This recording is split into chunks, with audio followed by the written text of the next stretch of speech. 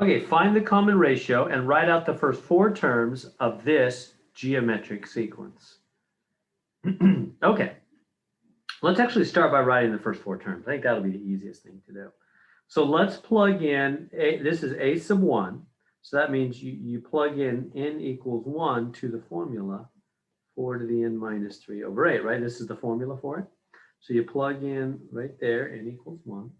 And so that's 4 to the 1 minus 3 over 8. Now, do you know what that means? That's 4 to the minus 2 over 8. Yeah, okay. How do we work that out? Well, carefully. What you need to know what negative powers do to things. You remember what negative powers do? Let me write it up here. Negative powers, I always say they are unhappy.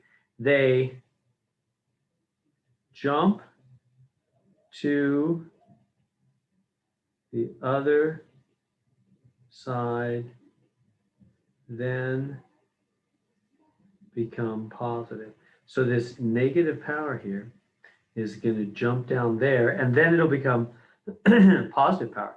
So what's going to be left on the top then? Just a 1. We'll have 8 times 4 to the positive 2. Does that make sense what happened there? So again, negative powers are negative. They're somebody that's unhappy at their job. They're unhappy and they want to jump to a new job. So negative powers are unhappy where they're at. They're negative. They're unhappy where they're at. They want to jump to the other side. So they jump to the other side. Excuse me. And then they become positive and they're happy at the new job. They're happy. And so what becomes of that? Well, that's 16. 4 squared is 16. And then on your calculator, multiply that. 1 over 128. So this first term is 1 over 128. It's kind of a lot of work. All right, now let's get the second term. Come down here. A sub 2, meaning plug in n equals 2 to that same formula, 4 to the n minus 3 over 8. So plug in the 2 there. And we get 4 to the 2 minus 3 over 8, which is 4 to the negative 1 over 8. This guy jumps down. Doesn't matter right side, left side, whatever. Becomes positive 1. There's nothing but a 1 left on the top, right? Negative powers jump to the side, then become positive. 1 over 32. That good? Next term. I didn't realize it's going to be so much work. So a sub 3. Plug in n equals 3 to the very same formula. So pop in a 3 there. We get 4 to the 3 minus 3 over 8, which is 4 to the 0 over 8. Anything to the 0 power is 1. Do you remember that? Anything to the 0 power is 1. So this is just 1. Okay, finally, one more. Let's do it. A sub 4, meaning n is 4. Plug in n equals 4 to the formula 4 to the n minus 3 over 8. Plug in 4. That's 4 to the 1 over 8, which is reduces to be a half, doesn't it? So that's just a half. So we found the first 4 terms of that geometric sequence. Now, the question is, what's the common ratio? Well, if you go to the notes, here's the notes on the geometric part. Geometric, the ratio is second term divided by first term.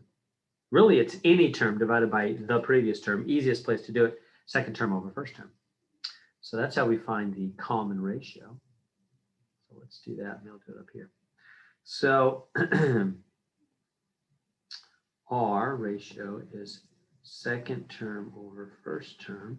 So second term, so that'll be 1/32 over the first term, which is 1 over 128. Right, second term over first term. And we just talked about how do you deal with a fraction over a fraction. You remember that dividing is upside down multiplying. So this guy will jump up here to multiply, won't he? So this will be 1 over 32 times 128 over 1, right? Dividing is upside down multiplying. So what do you get then? You get 120, whoops, I didn't write that so neatly. 128 over 32, right? 1 times 128, 32 times 1. And then you got to reduce that. How do you reduce it? Well, you can divide, or you can just divide it on your calculator. Just 120 divided by 32. I think it's 4, right? Yeah, 4. So it's 4. So the common ratio is 4. It's 4. That's the now what does that mean? That's the common ratio.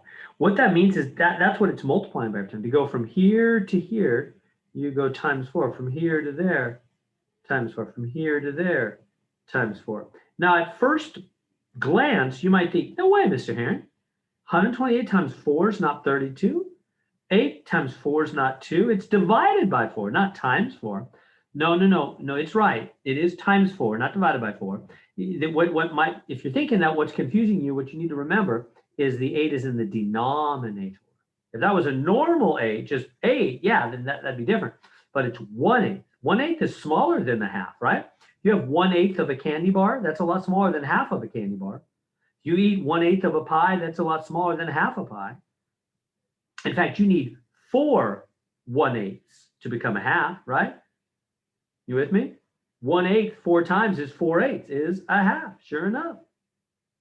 It's right. It's true, actually. I can show you more formally if you want to see it. Math never lies. I like that about math. 1/8 times 4, what does it equal? Well, how's a whole number, 4 is a whole number, interact with a fraction, you put it over 1. So it becomes 4 over 8. It is a half, you see? Of course it's right. Math is always right. So that's what the common, and you can check any of the other ones, it's true. So really, from term to term, it's multiplying by 4 every time. That's the common ratio, meaning if you divide any term over the previous term, like this term over that term, you'll always get 4. That's the common ratio because it's getting there by multiplying by 4 every time.